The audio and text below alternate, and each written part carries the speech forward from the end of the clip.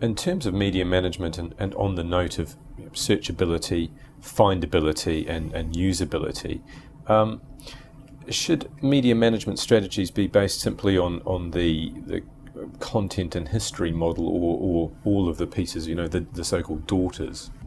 Jeff? I'm not sure.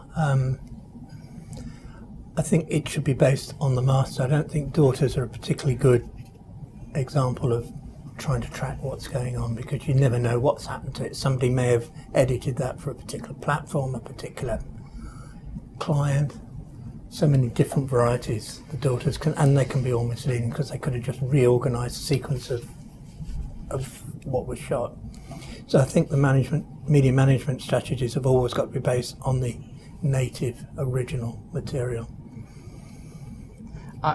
I'm not so sure. I think that the native original material is key to a lot of things, but as long as you are able to create an audit trail, a hierarchy of where things have come from, what's happened to those pieces of content, then that allows you to track back. So if you find, for instance, there may be a piece of content which has got a particular actor cut out of it, it's had an edit on it, and somebody wants to find that for rights management, for Performing Rights Society, then there is the need to be able to track that and find it. So I think the searchability across all aspects of the content is a significant area. But being able to track back the audit trail of where content has been derived from and where it's gone to is also a significant part that allows people to find the correct content.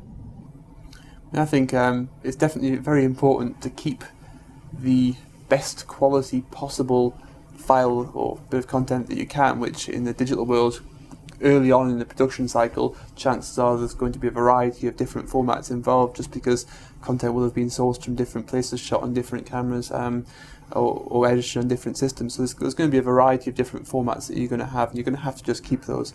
It may be relevant to create a working master in a particular format which well suits the rest of the workflows that you're working on, but I think it is critical to have the hierarchy, to be able to manage that and to be able to find out which was the true original and go back to it as needed.